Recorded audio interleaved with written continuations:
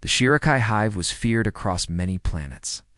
It wasn't because of warships or weapons, but because of the Hive itself, an underground maze filled with deadly spores. No living being, not even the strongest alien soldier, had ever come out of it alive. Every race that tried to enter it vanished within seconds. No signal, no trace, just silence. So when the human exploration vessel Nova Reach crashed on the outer edge of the Shirakai's territory, everyone believed it was a death sentence. The crash wasn't planned. A burst of solar radiation hit the ship's systems during a routine survey. They had tried to steer away from danger, but gravity pulled them down fast. When they opened their eyes again, they were lying in a broken hole, half buried in the red sands of a planet the Shirakai called D. Right, Commander Eli Voss stood on shaky legs as dust blew around him. His helmet visor displayed damage reports, oxygen levels, and radiation warnings. But one alert blinked red with more urgency than the others. Proximity alert. Unknown hive source detected danger level. Maximum. Everyone on the crew knew what that meant. They had crashed just a few kilometers from the D. Shirakai Hive. The captain of the Nova Reach, a calm woman named Arya Lin, ordered the team to remain inside the wreckage. They set up emergency power. They patched up injuries. They waited for a rescue signal to be received by command back on Earth. But another problem surfaced. The crash had separated their main data core from the rest of the ship. It had been thrown out during impact and landed near the edge of the Hive. Without it, they couldn't send a long-range message. They couldn't leave the planet either. No drones, no bots, no remote arms. Nothing we have can go near that hive without getting destroyed instantly, Lin said grimly during a meeting. We need someone to walk in, Eli said. The room went silent. You're talking about suicide, the medic whispered. But Eli was serious. He had read every report about the Hive protocol. He had seen footage of what happened when other species tried to enter. Yet something inside him felt different. Like maybe there was more to it. Or maybe it was just his sense of duty. Either way, he volunteered. You step past the line, you've got 15 seconds, the engineer warned him, handing him a timer patched into his suit. That's how long the spores usually take. If you're not back by then I'm not coming back, Eli finished, smiling quietly. Copy that. They suited him up in the strongest gear they had. It wasn't much protection against biological weapons, but it was all they could do. His visor locked into place. He nodded once to the team and stepped out into the wind. The hive was a black hill of strange breathing material.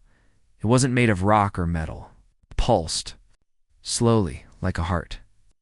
And around it was a wide circle in the sand, dark and cracked, marking the edge of the death zone. Eli walked toward it. Every step echoed in his ears. Timer starts when you cross, Lin's voice said through the radio. You sure? At the clock, Eli replied, and took his final step into the unknown. 1 second. Nothing. 2 seconds. His sensors picked up faint movements under the ground. 3 seconds. The air turned thick. His filters hummed louder. 4, 5, 6. Still alive, Commander. Lin called. I'm still good, he said, breath steady. He reached the data core, half buried in a mound of shifting sand and strange vines.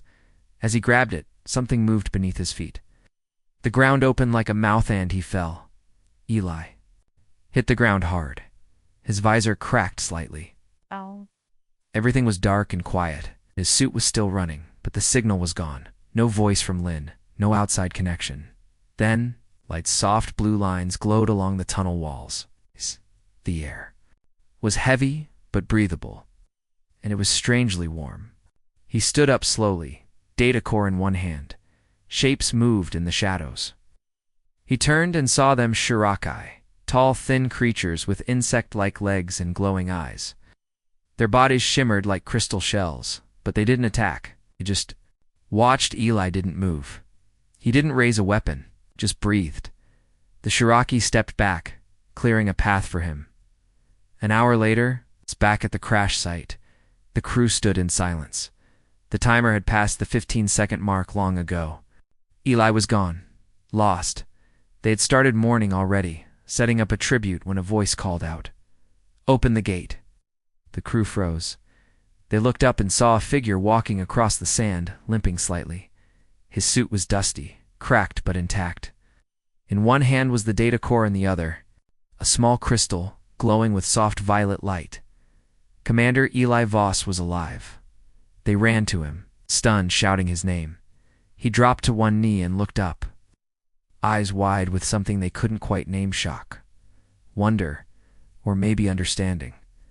And then he spoke. "They didn't kill me. They let me go. And they gave me this. They have a message." Commander Eli Voss lay in the medical unit of the crashed ship, Nova Reach. Machines beeped softly around him.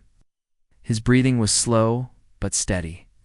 His eyes remained closed, as if he were still far away. Somewhere inside the hive, the crew stood outside the glass room, whispering among themselves. None of them could believe what they had seen. No one had ever walked into the Shirakai hive and come back alive. He was inside for over an hour. Captain Lin said, her voice tense. "No human suit can survive those spores that long. No being should. And yet, he's alive," whispered the medic. Eli's suit was damaged, but the crystal he brought back was untouched. It glowed with a soft violet light, humming quietly as if it were breathing. "What is it?" the engineer asked, scanning it with every tool they had. "Not metal, not rock. It's organic. It's alive." Captain Lin stared at it. "It's not from Earth." Hours passed. Eli finally opened his eyes. He sat up slowly, blinking at the white ceiling of the med bay. At first he said nothing. He just looked around, confused and quiet. Then he noticed the crystal beside him. He touched it, and the hum grew louder. "I thought I was going to die in there," he whispered. Captain Lin stepped inside. "You should have, but you didn't." Ali looked up at her with tired eyes. "They were waiting for me." The crew gathered in the central room of the ship as Eli told his story. Everyone listened carefully. No one interrupted him, he told them about the fall through the ground, the glowing tunnels, and the strange warmth inside the hive. He told them how the Shirakai didn't attack, but simply stood and watched. Then he explained the most impossible part. They didn't speak with words, he said, holding the crystal in his hands. They spoke with feelings, images. They sent thoughts into my mind. "Telepathy?" someone asked. "Not exactly," Eli replied. "It was more like sharing memories. I saw things I didn't understand at first, places I've never been, creatures I've never seen, emotions, pain, curiosity, regret." Captain Lin asked. Eli nodded slowly. "They didn't mean to kill so many. The spores were made long ago to protect them from a powerful enemy.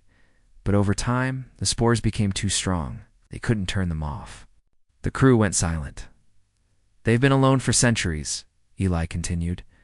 "No one has ever made it inside, until now."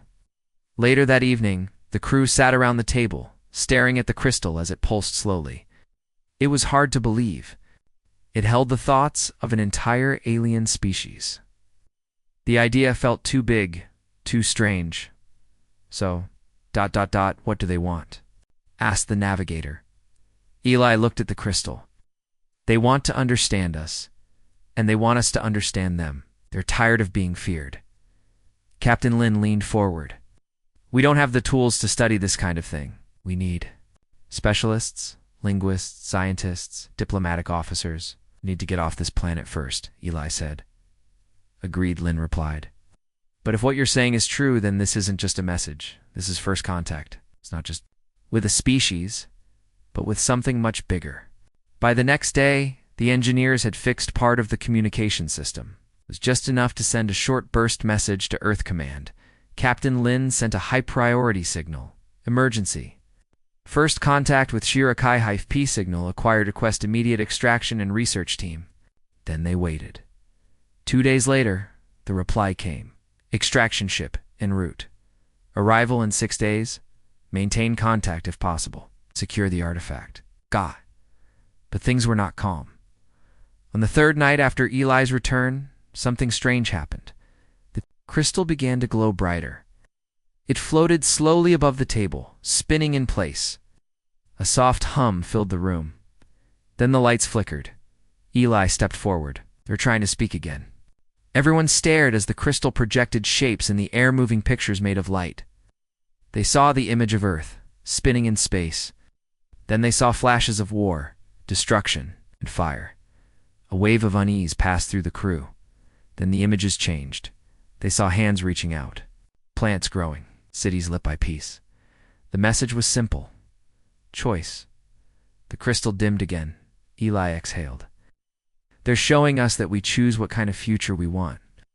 The next morning, Eli had a new idea. They don't understand our language, he said, but they understand feelings, emotions, music maybe. I want to try playing them something. He connected a small speaker to the crystal. Then he played a soft human melodia, simple song made of gentle piano and slow strings. The crystal pulsed with light, then it answered with sound. Not words, not noise, but harmony. A perfect echo of the melody with a twist. A second melody played beside it. Different, but matching. It's like two voices singing together. They're replying. Eli whispered. The crew stood still, listening to the quiet music of a species no one had ever heard before. For the first time in history, humans and Scifi were no longer enemies, strangers, or mysteries. They were two intelligent life forms, trying to speak, trying to connect, and Commander Eli Voss, the man who walked into death and came back with a message, had become the bridge between two worlds. The rescue ship from Earth arrived on the 6th stage, just as promised. It hovered above the red sands like a silver bird, glowing ramps and opening airlocks. A team of scientists, diplomats, and security officers stepped out quickly, all in. Clean white suits with badges showing the Earth Alliance symbol. They were expecting a recovery operation. What they found was something far more important. Captain Lin greeted them with a full report. Then she handed over the glowing crystal and introduced Commander Eli Voss. He walked into the hive and returned with this. She said, "It's not a weapon. It's a message." The lead scientist, Dr. Karen Rell, studied the crystal with wide eyes. "It's alive," she said softly. "It's not just a machine. It's a thinking organism. And it's listening to us." Eli sat in a quiet room aboard the new ship, wires gently connected to his temples. He agreed to let the scientist scan his mind. He wasn't afraid. In fact, he was curious too. He had seen and felt things inside the hive that were still too hard to explain with words. Maybe the scans could help, as the machine hummed to life. Images flashed on the screen, memories the hive had placed inside him. The room went still as the scientists watched the first memory unfold. It was not human. It was Scifi. They saw a time long ago, when the Scifi lived in open skies. They had wings, strong and beautiful, and their cities floated on the winds of their homeworld. They were peaceful builders, artists, and thinkers. But then came the invaders, an aggressive species, known in name but full of hate, attacked their world. Fire rained from the sky. The Scifi were not ready for war. They had no armies, so they ran. They built the hive underground, hidden from all light. There they developed spores to keep enemies out forever, but the spores couldn't tell the difference between danger and peace, and over time, Scifi forgot the sky. The room was silent when the vision ended. No one spoke for a long moment. Dr. Rell broke the silence. The CCA civilization that hid for so long, it forgot how to trust. And now they're asking us to help them remember, Eli said quietly. A plan was made. Instead of just studying the crystal, Earth Command approved a new step: communication. Real, direct contact with the hive. But the hive didn't speak human language. It didn't send messages in letters or voices. It shared through emotion, memory, and connection. And to do that, someone had to return. Eli and Dr. Rell volunteered. The two of them were fitted with new suits designed to protect them while also allowing emotional signals to pass through. Tiny sensors and translators were placed in the fabric, linked directly to the crystal. They stepped into a small transport craft and flew down to the surface. The hive entrance looked just as Eli remembered. Live, breathing, dark. This time, they stepped inside. The hive opened smoothly, as if welcoming them. Lights glowed gently along the walls. The air was warm and quiet. Then the hive spoke not in words, but in shared memory. Eli and Dr. Rel stood still as images filled their minds. This time, the hive showed them something new, a vision of a future. In this vision, humans and Shirikai stood side by side, building something together, not weapons. Not defenses, but gardens, libraries, homes. The Shirikai did not want war anymore. They wanted to remember who they used to be. But the hive showed one last image, a human fleet in the sky, weapons armed. The hive shook, afraid. They're worried. We will betray them, Rel said, holding Eli's arm. They need a sign of peace, Eli answered. He removed his helmet.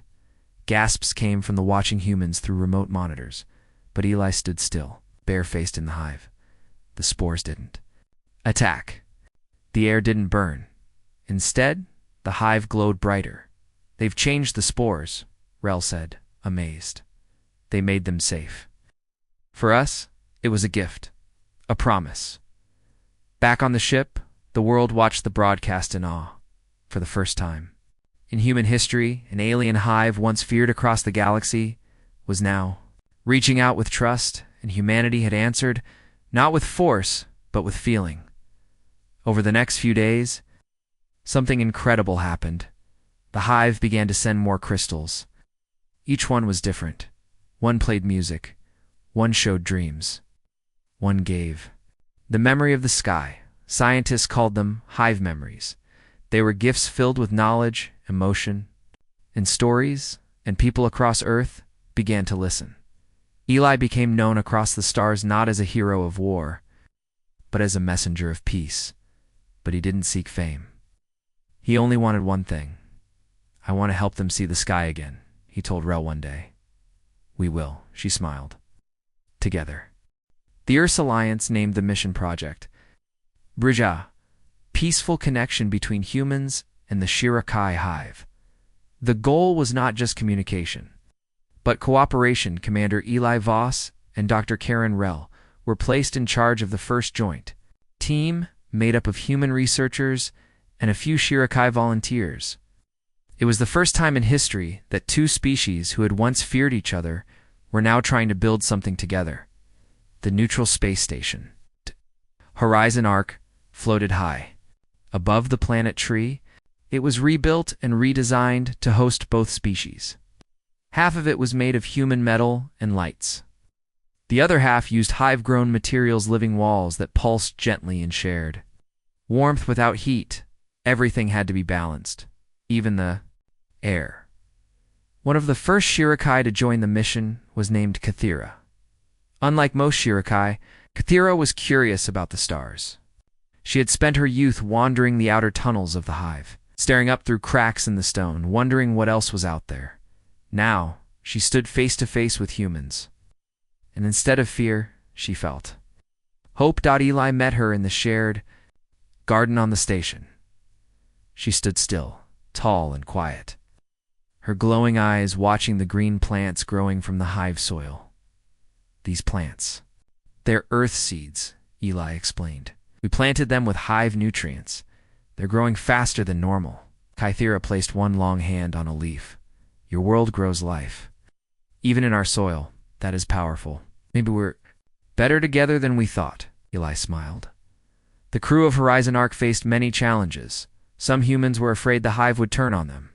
Some didn't trust the spores. Others believed the hive was pretending to be peaceful. On the other side, a few Shirikai still saw humans as dangerous and unpredictable. But small things began to change. That a Shirikai scientist watched a human child draw pictures of stars. A human engineer laughed when a hive-grown computer sang back his favorite song. Dr. Rel taught a class of young Shirikai about the history of Earth's oceans. Bit by bit, all the fear started to fade. But peace is never simple. One night, alarms rang. Through Horizon Arc, a human drone ship had crossed into the atmosphere below, flying too close to the hive without permission. Within minutes, the hive stirred. Crystals glowed red. The spores thickened. The hive feared another invasion. Eli rushed. To the control room, Kathira closed behind him. "Who sent that drone?" he asked. A technician shook his head. "It wasn't us. It came from an independent colony, probably curious about hive tech." Eli's voice was calm, but firm. "Gull. Now, before this piece breaks apart." But it was too late. The hive blocked the drone's signal, and the tunnels below began to close. Captain Lin. Now a peace representative sent a message to Earth Command. "The hive is afraid," she said. "They think we lied to them." Dr. Rel stood beside her. "We need to show them that trust still lives." Eli made a decision. "I'm going back into the hive," he said. Everyone stared. "You could be trapped," Lin warned. "If I don't go," Eli said, "this could all fall apart." Kathira went with him. Together, they descended in a small pod. The hive opened, but only slightly. The spores were thicker than before. The air was heavy with tension. They entered a great chamber, where the hive's memory crystals floated above their heads. One glowed darker than the others. This one held the memory of past wars, betrayal, and loss. Eli stepped forward and took off his helmet once more. "I didn't come to fight," he said softly. "I came to listen. I came to learn. And I came to promise we are not your enemies." Kathira stepped beside him and did something no Shirakai had ever done in the presence of outsiders. She lowered her head. "This human showed me the stars," she whispered. "He gave me back my dreams." Something changed in the air. The dark crystal stopped glowing. Then slowly, it turned to soft gold. More crystals lit up. Peach, one holding different memories. Hope, wonder, laughter, music, stars. The hive was listening. Again, back on Horizon Arc, the tension faded. The hive released the drone, unharmed. The spores returned to their peaceful state. A message came through the crystal, and this time it was not just images, but a full harmony, sung with tones from both species. Dr. Rel translated it. "One mistake does not end trust. One light is enough to show the way." In the days that followed, something new began. Humans and Shirakai started building the Living Bridge, a joint platform in space. Made of earth steel and hive matter, designed for shared learning and peaceful travel. Between the species, Eli and Kathira were chosen to lead the first mission from the bridge to a new star system. Together, not as soldier and alien, but as friends. As the stars moved slowly outside the station window, Eli looked out at the galaxy. "There's still fear out there," he said. Kathira nodded. "Yes, but now there is also curiosity." And that Eli smiled is how peace begins. Peace between humans and the Shirakai was no longer a dream, was becoming real. The Living Bridge, space station built from both earth steel and hive-grown crystal, now floated in orbit above Tree. Inside, humans and Shirakai worked together, shared stories, learned languages, and studied each other's worlds. For many, it was a time of great hope. But not everyone believed in peace. In a dark corner of human space, a small rebel group called the Iron Remnant watched the news with cold eyes. They didn't trust aliens. Vaved. Earth should stay strong and alone. To them, the hive was a trap, just another threat wrapped in a pretty disguise. Their leader, Commander Rake Talvin, once served in the military. He had lost his brother. In a war with another alien race, he couldn't forget that pain. He didn't want peace. He wanted power. And he wanted revenge. "They say the hive is safe now," Rake growled to his crew. "But what if it isn't? What if they're just waiting for us to lower our guard?" No one answered. He stepped closer to a large screen, showing the orbit of the Living Bridge. "I say we send a message. One they won't forget." On the station, Eli Voss woke up to a peaceful morning. He took his usual walk through the shared garden where earth plants grew beside hive vines. He passed a group of children to human. One young Shirakaya laughing while drawing strange new constellations on a digital pad. Kathira met him near the viewing deck. The stars outside sparkled. Like silver dust? They're beautiful tonight, Eli said. They always were, she replied. But I think we only learned to see them clearly after we stopped fearing the dark. Just then, the station lights flickered. The moment of peace ended. Alarms blared across the living bridge. Officers ran to control panels. Security teams moved to defensive stations. A message flashed in red on every screen. Unidentified missile inbound. Estimated impact in 5 minutes. Captain Arya Lin stood calmly at the center of the command deck. Who launched it? No signal source, the technician replied. But the speed and design match human tech. Everyone turned to Eli. He didn't speak for a second. Then he said softly, "This wasn't an accident." The missile was heading toward the surface, toward the Hive itself. There was no time to stop it from orbit. The Hive's outer tunnels had just begun to open too. Small human groups, diplomats, teachers, researchers, children. If that missile struck, it could undo everything. They'll think we betrayed them, Kathira whispered. They won't wait for answers, Captain Lin added. They'll close the Hive. Maybe forever. Eli took a deep breath. I'm going down, he said, in a small shuttle. Eli flew alone toward the Hive. Kathira's voice came through the coms. They may not trust you anymore. I know, he said, but they need to. Hear from a human who still believes in peace. He wasn't carrying weapons, only his suit. And the original memory crystal the Hive had given him the day he walked out alive. As the shuttle entered the Hive's airspace, spores rose into the sky, ready to defend. The Hive was frightened and ready to close its heart again. Eli landed just outside the entrance. The ground shook. The missile was getting closer. He stepped forward. The Hive didn't open.